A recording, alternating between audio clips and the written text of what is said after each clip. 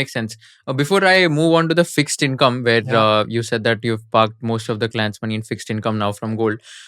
Just gold और silver का क्या correlation है? And silver as an asset class, like उसपे क्या हो रहा है? And do you think silver is a right time for one to invest? So I think this is the most discussed topic at this point in time, and I again have a very contra view. देखिए, आप silver में क्यों invest करें? You have to understand the properties of gold and silver. Gold in my opinion is a hedge to your portfolio. कि equity गिरेगा, gold ऊपर जाएगा तो बैलेंस आएगा portfolio. Silver in my opinion is not a hedge. World में जितना silver mine होता है ना, उसका 50% एक्चुअल इंडस्ट्रियल यूज है. Hi-tech, machinery, right, so on and so forth.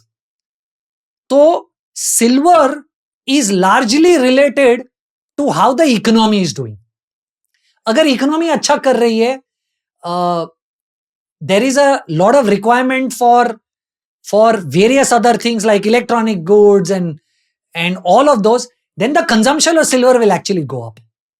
So when the economy does well, silver will do well. But when the economy does well, equity also does well. It's not a hedge for me, right? My hedge is gold. कि यार economy खराब करे, gold equity गिरे, तो मुझे ऐसा कोई asset class चाहिए जो उसको काउंटर कर सके. So for me, silver actually is not a great play. Of course, in terms of return, you and I can argue कि सिल्वर ने पिछले 6 महीने में ऐसा रिटर्न दिया या वैसा रिटर्न दिया. But while you are trying to build a portfolio, you have to look at it from that perspective, right? कि क्या ये, अगर इकोनॉमी अच्छा करने वाली और इक्विटी ऊपर जाएगी तो मैं क्यों निकलूं इक्विटी से, राइट? मैं इक्विटी में ही बना रहूंगा. पर अगर मेरा कॉल ये कि इक्विटी गिरने वाला है, तो मुझे कोई ऐसा एसेट क्लास चाहिए जहां पर मैं पैसा डालूं जो ऊपर जाए, जो मुझे नहीं लगता सिल्वर है. Now what's happening to silver? Look, silver in general, from a more retail perspective, is always pegged to gold as a ratio, right? तो लोग क्या करते हैं, गोल्ड और सिल्वर का रेशियो देखते हैं टू डिटरमाइन कि गोल्ड एक्सपेंसिव है, सिल्वर सस्ता है, so on and so forth.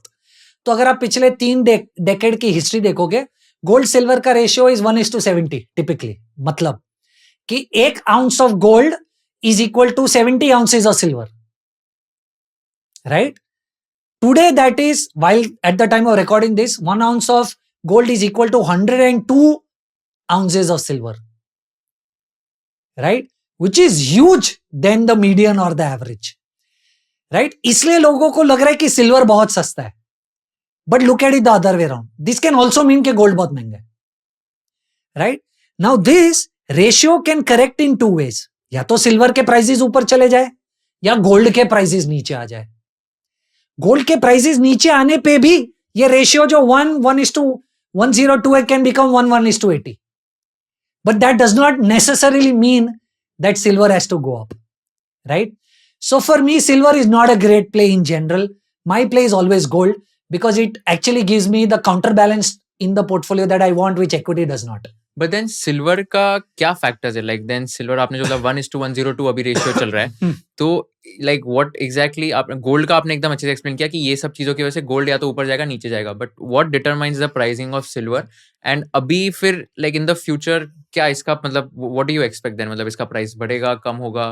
What is the answer? मुझे ऐसा लग रहा है कि गोल्ड के प्राइसेस नीचे जाएंगे और ये रेशियो पेग हो जाएगा. मुझे नहीं लगता कि सिल्वर के प्राइसेस यहां से बहुत ऊपर जाने वाले हैं.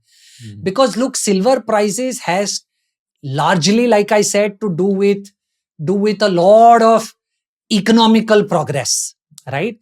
But the way things are currently in terms of what's happening to China, uncertainty in the US, मुझे ऐसा लग रहा है गोल्ड करेक्ट होएगा ये रेशियो को पेक करने के लिए versus silver going up. So are you trying to say that कि जो मीडियन है 1:70 का जो रेशियो है गोल्ड एंड सिल्वर का, ये मतलब this is kind of a mean reversion in the sense कि आगे जाके लाइक अल्टीमेटली ये रेशियो पे आना है, एंड दैट्स व्हाई अभी 1:102 है, व्हिच मींस दैट कि सिल्वर के प्राइसेस कम होने चाहिए या तो गोल्ड के प्राइसेस या तो सिल्वर बढ़ने चाहिए या गोल्ड कम होना चाहिए. एंड तो फिर अगर 1:70 पे आएगा देन तो सिल्वर की प्राइसेस बढ़ेगी ना आपके हिसाब से? नहीं, पर अगर गोल्ड करेक्ट हुआ तो भी 1:70 हो सकता है. सो यू आर सेइंग कि गोल्ड नीचे आने के चांसेस ज्यादा है एज कंपेयर टू सिल्वर बढ़ने के चांसेस. ओके, फेयर, ठीक है.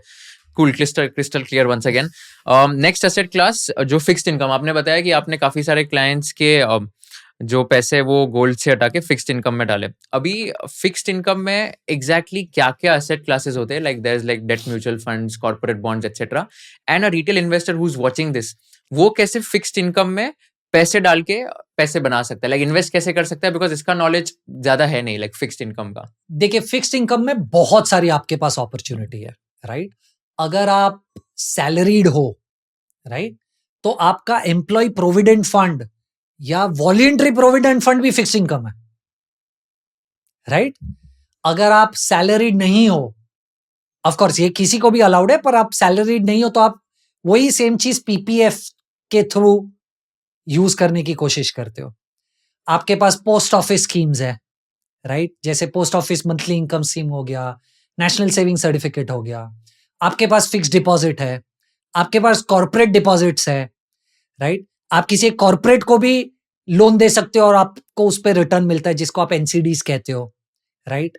आपके पास बॉन्ड्स है जो लिस्टेड है मार्केट में, राइट? आपके पास डेट म्यूचुअल फंड्स है, आपके पास एआईएफ्स है, राइट? इतना बड़ा रेंज है, right? But what I really want the investor community to understand is कि आप इन्वेस्ट क्यों करते हो. आप इन्वेस्ट इसलिए करते हो कि आप इन्फ्लेशन को बीट कर पाओ. आपका रिस्क प्रोफाइल कितना भी लो हो या कितना भी हाई हो, योर ऑब्जेक्टिव इज कि आप इन्फ्लेशन को बीट कर पाओ. क्योंकि आप अगर इन्फ्लेशन को बीट नहीं कर पाते तो आपका पैसा एक्चुअली ग्रो नहीं हो रहा है, कम हो रहा है. आज आपको फिक्स डिपॉजिट क्या, सो एक myth that people keep, I mean I have a very different view. मैं लोगों से बात करता हूं और मैं उनको पूछता हूं क्या फिक्स डिपॉजिट रिस्क फ्री है? 10 में से 10 लोग हाँ बोलते हैं. I have a very different view. Fix deposit is actually not risk free. क्यों? आज अगर फिक्स डिपॉजिट 7% रिटर्न दे रहा है, आप 30% टैक्स ब्रैकेट में हो, आपके हाथ में टैक्स भरने के बाद 4.9 बचता है. डिक्लेयर्ड इन्फ्लेशन 6% है, आपका इन्फ्लेशन तो उससे भी ज्यादा है, राइट? तो आपका पैसा कहां ग्रो हो रहा है? आज के 100 रुपए से जो आप चीज खरीद पा रहे हो, वो जब एक साल के बाद 104.9 हो जाता है टैक्स भरने के बाद, पर वो चीज 100 रुपए की 106 रुपए में बिकती है. तो आपके पास तो एक 104.9 है और वो चीज 106 में बिक रही है. आप जो 100 रुपए से खरीद पा रहे हो, वो अगले साल इन्वेस्ट करने के बाद भी नहीं खरीद पाओगे. एंड व्हेन यू से आपका इन्फ्लेशन तो अलग है, इट मींस दैट मैं अगर फूड या मैं मेरी लाइफस्टाइल अलग है तो मेरा इन्फ्लेशन 8-10% कुछ भी हो सकता है. Absolutely, right? तो ये तो शॉर्ट लॉस है. How is it risk free? Of course I understand the concept that आपका पैसा सिक्योर्ड है and all of that, but for all practical purposes this is not risk free in any sense, right? So the larger understanding is when you are getting somebody to invest और you are investing, इसके बॉस कहीं पर भी पैसा लगाओ, पर at least inflation को तो बीट करो, वरना तो कोई मतलब ही नहीं है पैसा लगाने का, राइट? अब जैसे ही आप इन्फ्लेशन को बीट करने की बात करते हो, a lot of these products go out of the box, right? क्योंकि इनके इंटरेस्ट रेट्स और रिटर्न्स पोस्ट टैक्स इन्फ्लेशन को बीट ही नहीं कर पाते, राइट? तो इसका मतलब यह कि आपको फिक्स्ड इनकम में थोड़ा सा रिस्क लेना पड़ेगा, राइट? तो आप दो चीज कर सकते हो. अब मान लो आप ईपीएफ, एम्प्लॉय प्रोविडेंट फंड और वॉलंटरी प्रोविडेंट फंड में ज्यादा से ज्यादा पैसा डालिए, क्योंकि वो आपको 7.1 7.2 दे रहे, रिस्क भी नहीं है और टैक्स फ्री भी है, राइट? तो वो एक तरीका हो सकता है आपके लिए, राइट? आपके लिए दूसरा तरीका हो सकता है कि आप अगर सैलरीड नहीं हो तो पीपीएफ कीजिए. पर इन दोनों में what you have to understand is your liquidity risk. If you learned something new from this video, do share it with your friends and subscribe to this channel so that we can bring you the best content possible. Also, if you want to watch this entire episode, click on the link in the description box and you can go to Kushal Lodha YouTube channel and watch the entire podcast episode. Thank you so much for watching this and have an amazing day.